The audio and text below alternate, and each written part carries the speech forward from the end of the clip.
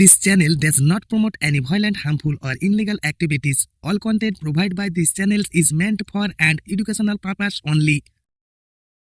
2025 সালে সংশোধিত ওয়াকফ আইনের উপর হস্তানির্দেশ জারি হবে কিনা সে নিয়ে পরপর 3 দিন ধরে চলল দীর্ঘ শুনানি সুপ্রিম কোর্টে এবং এই শুনানি চলাকালীন আর্গু রাখতে গিয়ে কেন্দ্রের আইনজীবী সলিসিটর জেনারেল তিনি ভুল আর্গু রেখেছিলেন, সেটা সুপ্রিম কোর্টে ভরা এজলাসে তিনি স্বীকার করলেন।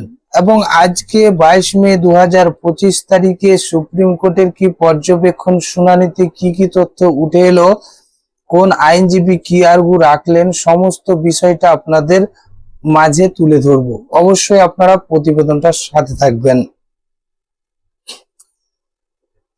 হস্তানির্দেশ জারি হবে কিনা শুধু সেই বিবেচনা কিন্তু হবে, এবং হস্তানির্দেশের বিরোধিতায় সলিসিটর জেনারেল প্রশ্ন করেন কেন আইনের উপর হস্তানির্দেশ জারি করা উচিত নয়।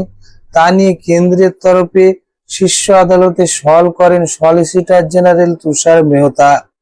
তার বক্তব্য, কেউ কোনো প্রস্তাব উপস্থাপনা করতেই পারেন, সেটি নিয়ে আলোচনা করা যেতেই পারে বলে এই নয় যে শুধু সেই কারণের জন্য আইনসভায় পাশ হওয়া একটি আইনের উপর হস্তানির্দেশ দেওয়া যায়।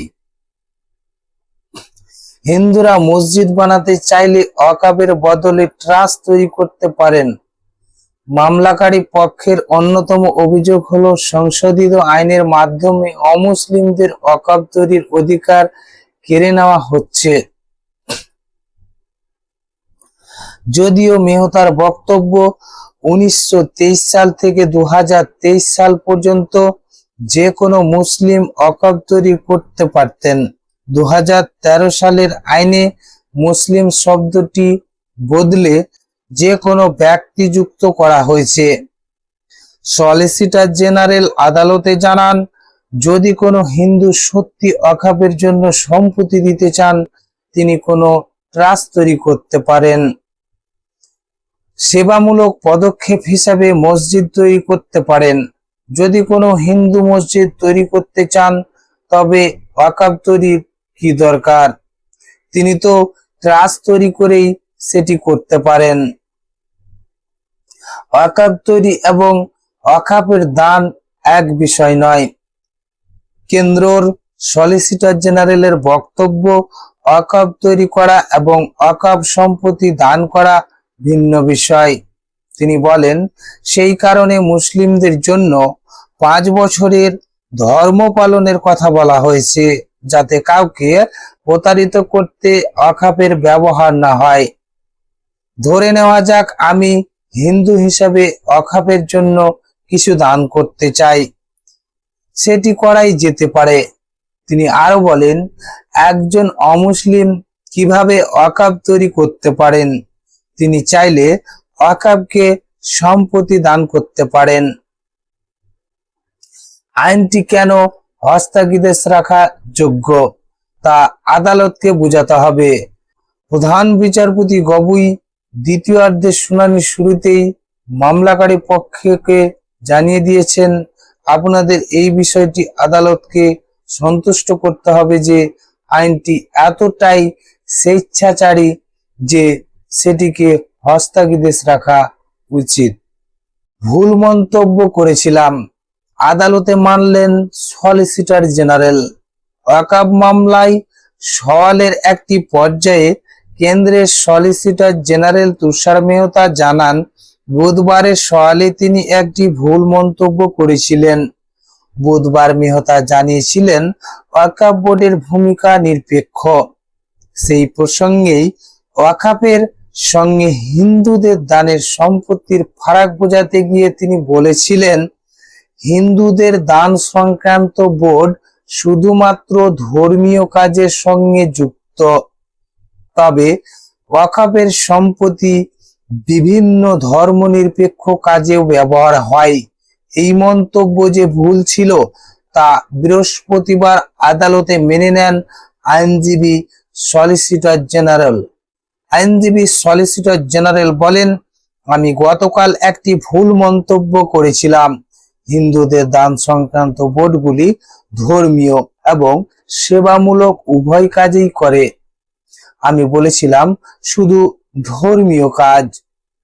আদালতে সওয়াল সিব্বলের। মামলাকারী পক্ষের আইনজীবী কপিল সিব্বল আদালতে সওয়াল করেন, একটি সম্পত্তি সরকারি সম্পত্তি কিনা সে বিষয়ে সিদ্ধান্ত নেবেন একজন কালেক্টর। তারপরে বলা হচ্ছে, সিদ্ধান্ত না নেওয়া পর্যন্ত সম্পত্তিটি ওয়াকফ হিসাবে গণ্য হবে না। কোন আইন অনুসারে এটি প্রমাণ করা যেতে পারে? ওয়াকফ ঈশ্বরের প্রতি উৎসর্গ। বক্তব্য আইনজীবী কপিল সিব্বলের। ওয়াকফ হলো ঈশ্বরের প্রতি উৎসর্গ করা সম্পত্তি। সে কথা শুনে প্রধান বিচারপতি জানান, অন্য ধর্মের ক্ষেত্রেও একই ধরনের দানমূলক আইন রয়েছে। তাতে সিব্বল জানান, অন্য আইনের ক্ষেত্রে তা সম্প্রদায়ের প্রতি দান, এক্ষেত্রে ঈশ্বরের প্রতি দান। একবার দান করা হলে সেটি আর ফেরত নেওয়া যায় না। ওয়াকফ অপরিহার্য এবং অবিচ্ছেদ্য। আইনজীবী মামলাকারী পক্ষের একটি অন্যতম আইনজীবী, তিনি রাজীব ধাওয়ান, তিনি জানান, ওয়াকফ যে অপরিহার্য এবং অবিচ্ছেদ্য তা প্রতিষ্ঠিত।